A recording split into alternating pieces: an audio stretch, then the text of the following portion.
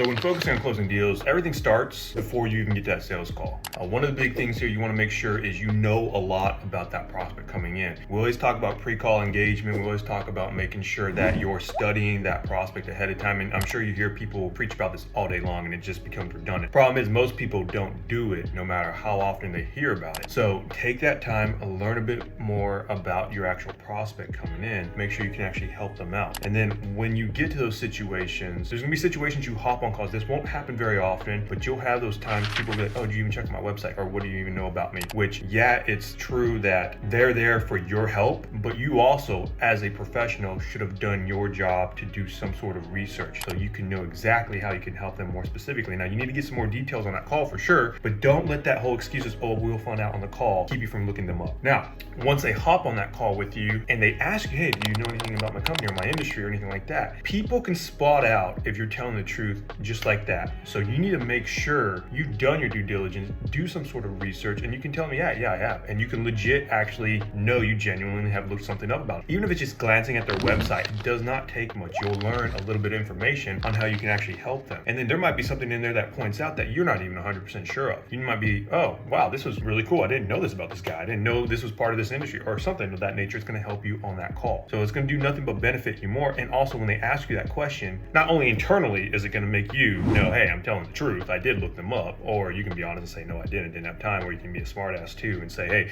sorry, I'm slammed back-to-back calls, I don't have time to do my homework, anything like that, which I understand, things happen. Sometimes you don't have that time to look them up, but if you do, at least take that courtesy to do it. So they ask you that question, and now you're talking about, yeah, for sure, and you do XYZ. Here's what I've seen so far. Now, and you explain what you saw on your website and what you got from that whole looking and searching phase. And honestly, you can even say, there's a ton more I need to learn more about you. This is just the entry and surface level stuff. I want to dive deeper into more of exactly how we can help. And then that's when you start doing your discovery call, okay? Now, there's gonna be times when you do look up their stuff. Do not assume you know everything. Some people take it the other way. They look up their stuff, their prospect stuff, and they assume they know everything about that prospect now. And they're like, oh, I see you do this service, you do that, and you're targeting these people. Is that pretty spot on? That's a good question to ask because you want to make sure that's accurate. There's people who don't keep up with their websites, or whatever information you looked up. And then they'll verify if that's correct or not. That's going to help your call go a lot smoother. So the other thing too, when you're going through the discovery call, the focus is to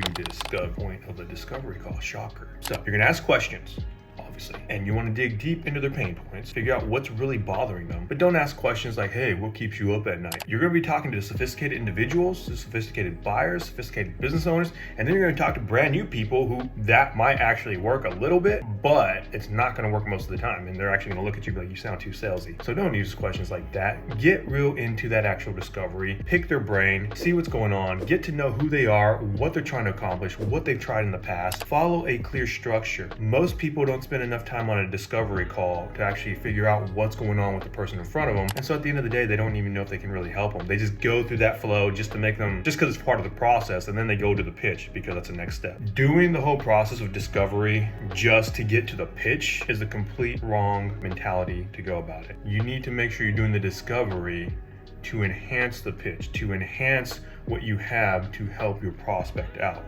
That's why you need to do the discovery. So don't rush through the discovery. Go through the question, build that rapport. And the rapport doesn't take any longer than 30 to 45 seconds. Just like, hey, how's it going? Oh, I see you have a bunch of football stuff in the background. That's awesome. You should play college ball? Yeah. And then walk through that a little bit. Okay, like 45 seconds into it. Cool, man. Well, we can dive right on into it and just do your intro, frame it up.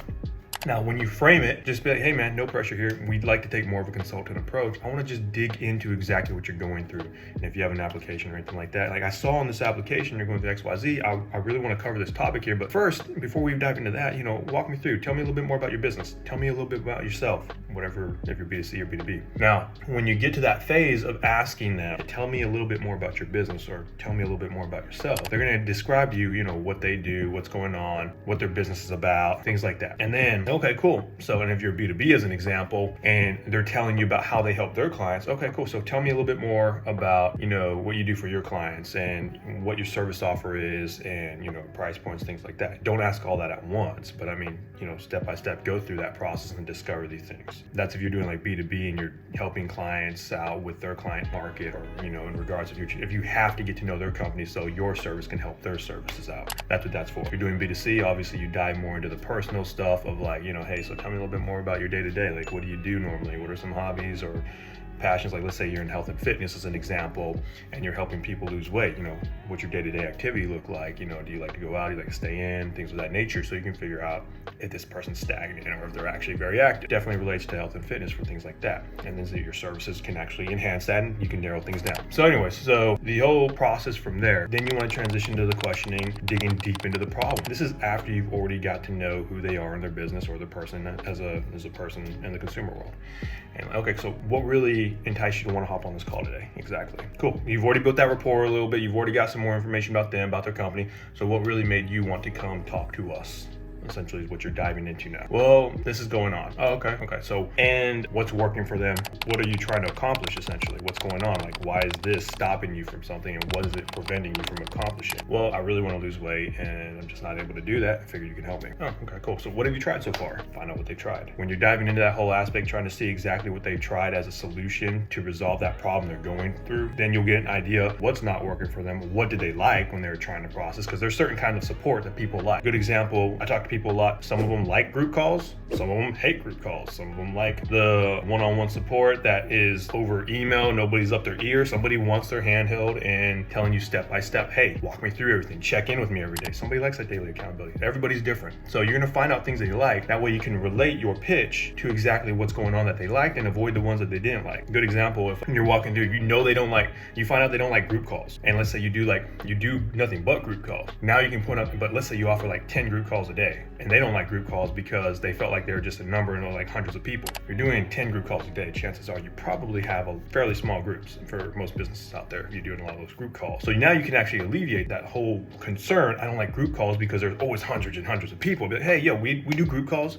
but you get a lot of personal interaction because the groups are so small. There's basically anywhere between like 3 and 5 people tops. So you really get that almost that one-on-one effect while still having that brainstorming effect of a community, and it gets your brain jogging a little bit more. They might see more benefit to that, but clarify with that. Don't assume that. But hey, so in that sort of manner, you have other people that are in the same position as you and trying to accomplish the same thing, and the group's being fairly small. That's something that you feel would be okay with you. Get that, because at the end, if you find out, hey, group calls is a big no-go for them because of that certain situation, you just now resolve that ahead of time. So dive into that, figure that stuff out, and then you go through the rest of the discovery on basically, like I said, figuring out their issues, diving into the problem, making sure they want to fix it quickly. You don't want to do somebody that's like, oh, I want to fix it in 3 months from now. It's like, why then, man? Like, why are we even on this call then? Let's talk then. We don't need to talk now. And you can literally tell them that, because there's no point in trying to plan 3 months from now. Not to be morbid, they might not even be here 3 months from now. You might not even be here 3 months from now. I might not even be here 3 months from now. Nobody knows. So there's no purpose in saying, hey, I just want to check this out for 3 months from now. So figure out their time frame, figure out how serious they are, and